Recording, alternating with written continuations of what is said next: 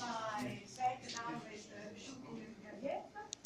Beck did his bachelor studies in astronomy at Al-Farabi National University from 2006 to 2010, and from this same university he got his master's degree in astronomy in 2013. After which Beck held a junior research position at the Zentkov Astrophysical Institute in 2015, and last September he moved to Heidelberg to join us at ARI for a PhD position in the framework of the SFP and under the supervision of Genevieve. Today, Beck will talk about a project that he did together with Andreas Just and Rainer Spulsen on the effects of an AGN accretion disk on the central star cluster of a galaxy. Thank you, Anna. Good morning. Yes, as Anna told, I want to talk to you about the research work what I did before my PhD start here. And before I start, I want to start from the institute where I come from. Actually, I come from Kazakhstan, from the heart of Eurasia. You can see it in the map. And there I have worked at the institute where famous Churyumov-Gerasimenko comet was discovered. So our observatory is quite old. It was founded in 1941, and I joined there after my bachelor studies. So I want to talk to you a little bit about the institute, then about the project, and so on. Astrophysical Institute located in the south of Kazakhstan and have 3 observatory bases, and its location is quite good for the fulfilling these observatory gaps here between eastern China and Japan to Caucasus and Europe. Here we don't have so much observatories.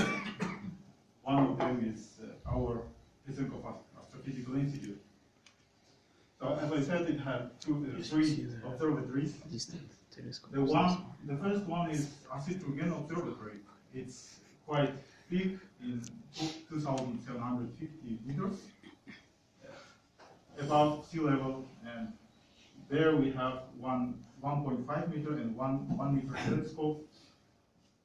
And the nights are very, very nice there, and seeing is also quite good, and weather is also nice, the best in the Kazakhstan.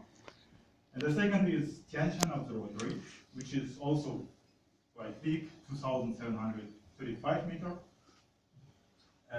It's in 30 kilometers southern from the city. Asit-Rugen is 70 kilometers eastern from the city. So there is no any light. It's only observatory on the plateau and nothing else. But in Tianshan Observatory, its city is close from the northern side, but the night is also quite good, and you can make quite good observation there. There we have 2 1-meter size 1,000 telescopes, and I want to say that recently we in Lysenkov Astrophysical Institute renovated almost all telescopes. Large ones which we have 1.5 meter and 1 meter telescopes are renovated, and they have now quite good new equipment. And observatory is open for any collaborator from other countries, so you can just contact them and give some observational time there if you're interested. And the third is Kamenskoye Plateau Observatory, but this observatory is now in the city, and there is no observations, just excursions, and our main building is situated there.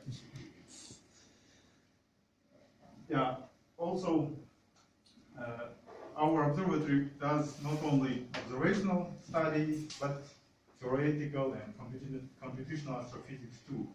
So when I have worked in the Lysenkov Astrophysical Institute, I did theoretical studies with computational astrophysics, and we also have there small supercomputers. And how it started, I collaborated with Rainer Spulsen and Andreas Just. I want to talk about that, the history. how it started. In 90s, Professor Rainer Spurzheim find Professor Wikowski Emanuel from our observatory, and they started collaboration in AGN studies. And in 2001-2002, if you know, Cengiz Omarov, former director of our observatory, have worked here as DAAD fellow researcher under supervision of Rainer Spurzheim.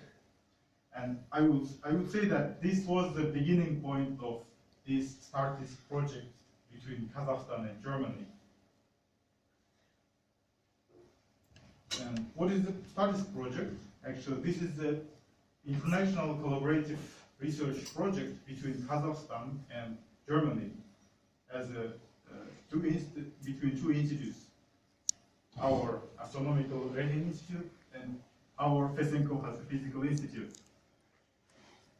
It was founded by Volkswagen Foundation in 2009 till 2011, but we didn't stop it after finishing funding from Volkswagen, but our institute also tried to fund it and extend the project. And this project was some quite good opportunity for us, for youngers. For example, I can say that Denis Yurin was young master when this project started, and he could gave his PhD here in Heidelberg under supervision of Volker Springel, and he now is already a PhD doctor, and he returned to Kazakhstan and continued this project. And also others, I and my colleague Taras Panamayov, he is student of Andreas Youth, we also joined to this project and could get a PhD position here, and we are also happy to have it. From the Germany side, the participants were Professor Rainer Spurzheim, Professor Andreas Youth, and Peter Berczyk. From the Kazakhstan, Professor Emanuel Wikowski, what I show, and Cengiz Omarov. So what is the main idea of the STARTIST project was? It was to study AGN dynamics via using computational astrophysics method, computer numerical simulation of the AGN dynamics. So in this project we consider three-component AGN model, which consists of supermassive black hole, gaseous accretion disk, and compact star cluster. Actually, observations show that there is some compact star clusters in some galactic nuclei, which characteristic size is 1 parsec and the mass is roughly 10 to 7 to 8 solar mass. And also we know that active galactic nuclei have a gaseous accretion disk also. And it was interesting to see how interaction of accretion gas disk and stars will affect on the evolution of active galactic nuclei, on the evolution of this compact star cluster, what will happen. And it's a very good opportunity to use new computer facilities, supercomputers, and calculate it by direct N-body simulations. So this was the main point to start this project.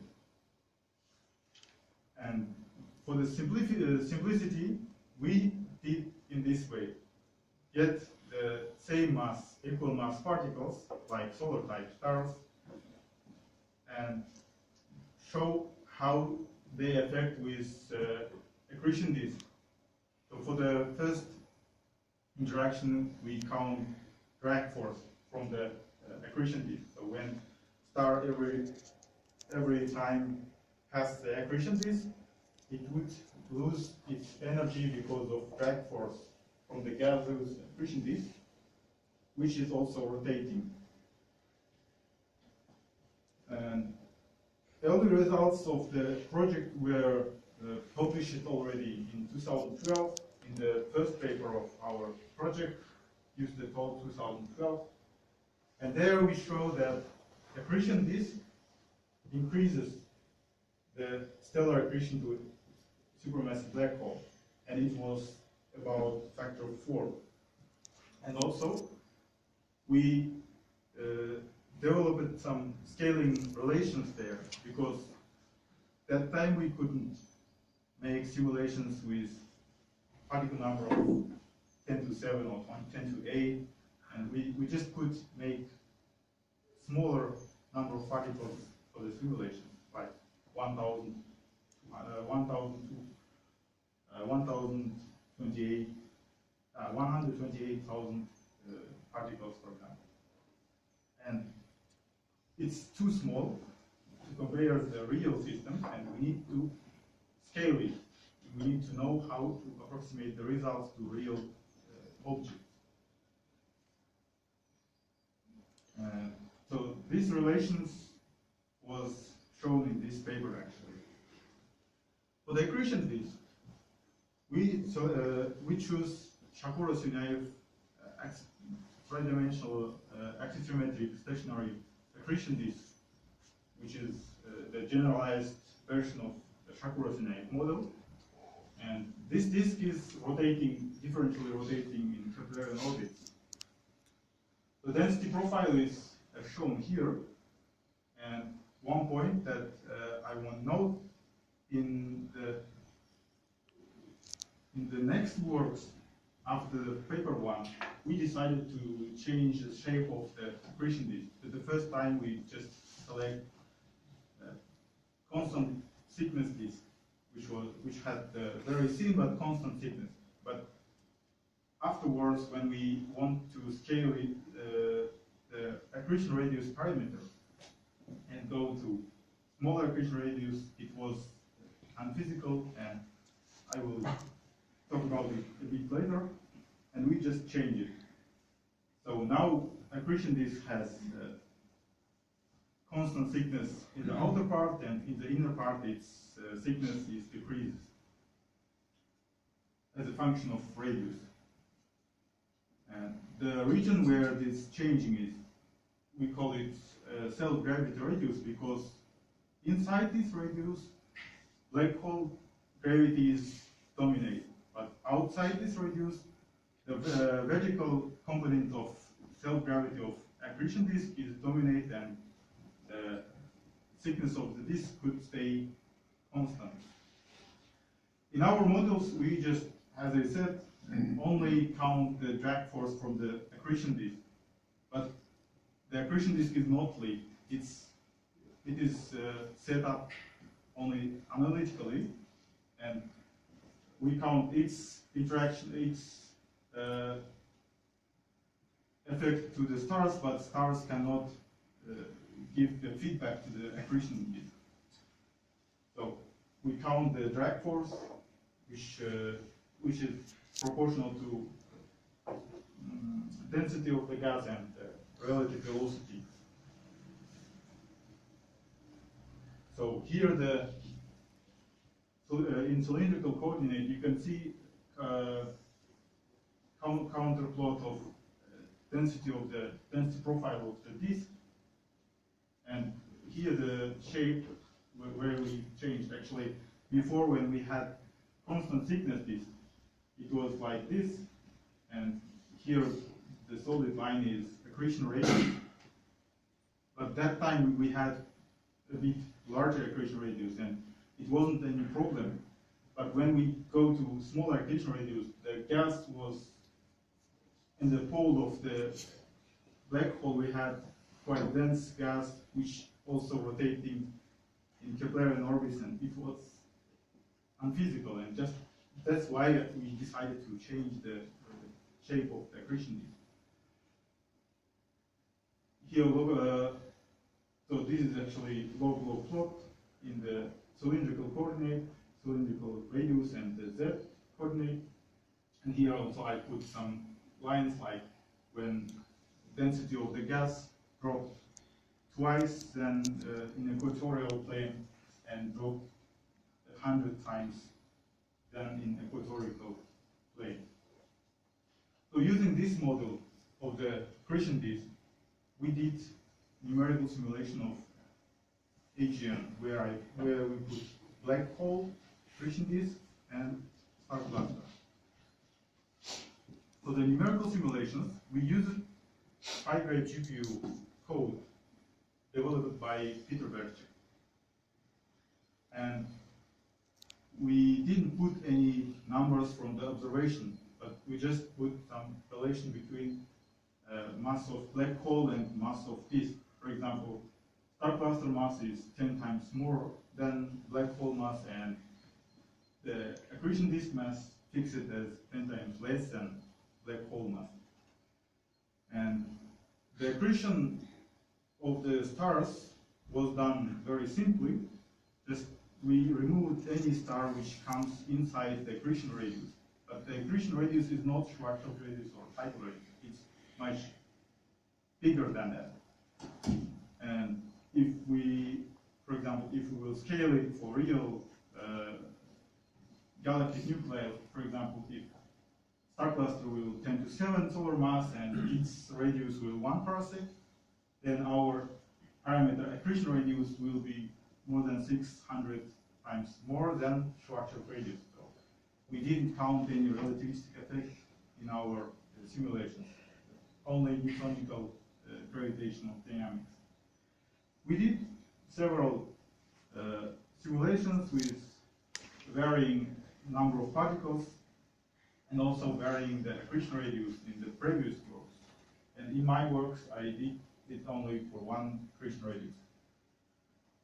So let's come to the results, what I obtained from my simulations. So here's a nice plot. What you can see is a bit more simple to understand, but I want to say that this is just advertisement of the ending of my presentation, and I will talk about this plot a bit later. Yes, I want to give you, following the topic, just not to be very long-winded. The results of the StarDisk project are accumulated in these 3 papers. One of them already published in 2012, and the second is upcoming very soon. It was already accepted with little changes, and we expect it to have in the summer. And the third paper, which I'm preparing, is also will done soon, I hope. Yeah. And today I want to talk about this paper 2 a bit, and mostly paper 3. Main results of these 2 papers, because the first paper is already published and you can see it in Astrophysical Journal. So what we saw when, actually I said that after the first publication we changed the slope of the shape of the disk, and first task was to check it whether it's consistent with the previous results or not. So here you can see supermassive black hole mass growth for 2 models. The red one is the previous model where we had constant thickness disk, and the second is with modified accretion disk radius. So in x-axis the time of simulation in relaxation times, and in y-axis the mass growth of the black hole. And this dashed line is for the models without any accretion disk. It's pure stellar dynamics was stars accreted only due to pure stellar dynamics, and here they was affected by the accretion disk, and you can see that they are differ, as I said, and factor it's increased than when without gas. But the main point is that it is consistent with the previous work. It's the same, even we changed a bit.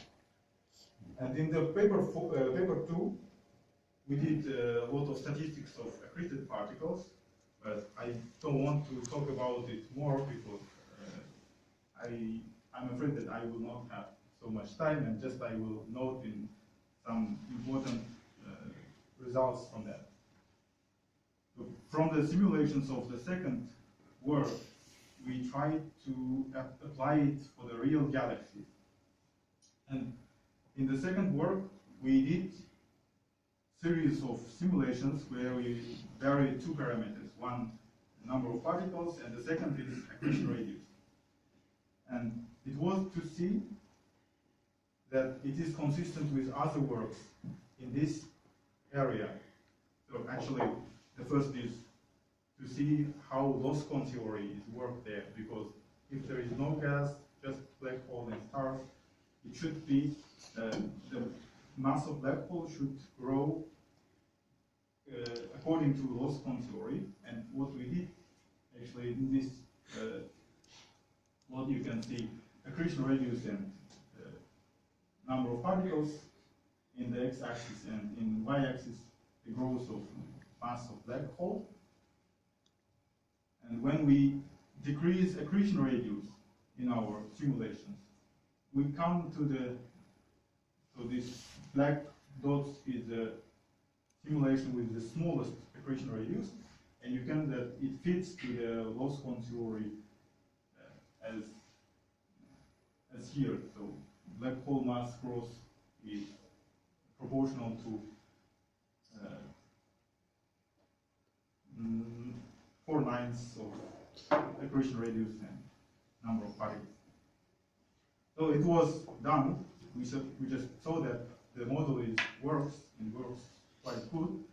And then when, as I said in the second paper, we mostly pointed on accretion processes, the accretion rate and accreted particles.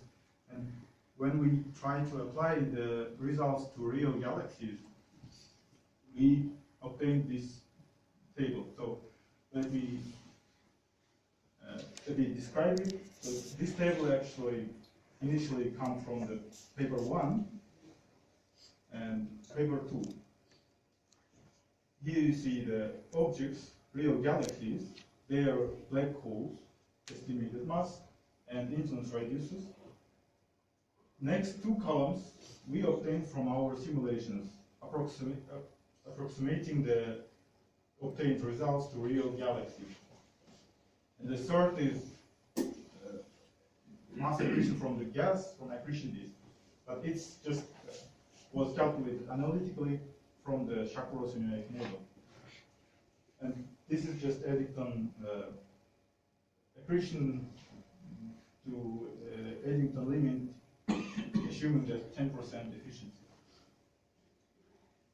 And here it's very interesting to see that when we don't have accretion gas disk, the accretion is only from stars by the Loskon theory is much less than gas accretion disk. And even if we have this accretion disk and it increases accretion of stars, it's almost low. It's also have low value, and the main contributor to mass growth of black hole stays the gas accretion from the accretion disk, not stars. So this was some important conclusion from the paper 2. But even if we see to the low mass black holes and to the accretion rate from true stars without gas, we can assume that, we can say that it could be sufficient to grow to such mass in the Hubble time for the low mass black holes. But for the high mass black holes also, we cannot say anything about star accretion, but it's mostly comes from the gas. So this was from the paper 2, and in my work, in this paper 2, we also looked on the distribution of accreted particles, their parameters. So as we saw, the accreted particles, accreted stars in the 2 relaxation time So eccentricity distribution of accreted particles during two relaxation time was like this. So if we don't have any gas accretion disk, then almost all particles comes to be accreted in like parabolic orbit. But when we have gas accretion disk, due to star-disk interactions, we have lots of stars which come to be accreted in circular orbits. And also it was interesting to see how they come in which plane. So is it this plane contributed to change the orbit of the accreted particle? And here you see inclination distribution of accreted particles in two relaxation time. And black is for without gas disk and blue is with disk. And here cosine equal 1, which is 0 degrees, we have about 40% of all accreted stars which come in the plane of the disk co-rotating. And when we saw the diagram where we put inclination and eccentricity of these particles, we thought that these 40% are located here. So they are in the plane of the disk, and they have mostly circular orbit. So this was quite interesting result from the simulation.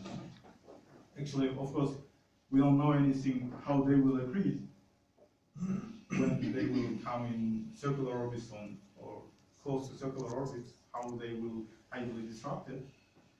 We cannot say because we just put big radius and every particle comes in will be accreted. And also this was some starting to think, if accretion disk changed the structure of star cluster there, so is it changes? Is there any effect on star clusters or not? That's why we look at the density profile and mass profile of star clusters. And here, blue is without accretion disk and red is with accretion disk. Density profile, so log plot, and in x-axis is radius and y-axis is density of stars, of star cluster. Black line here is Plummer model, which was the initial one for our all simulations, and after, so it very quick forms some cast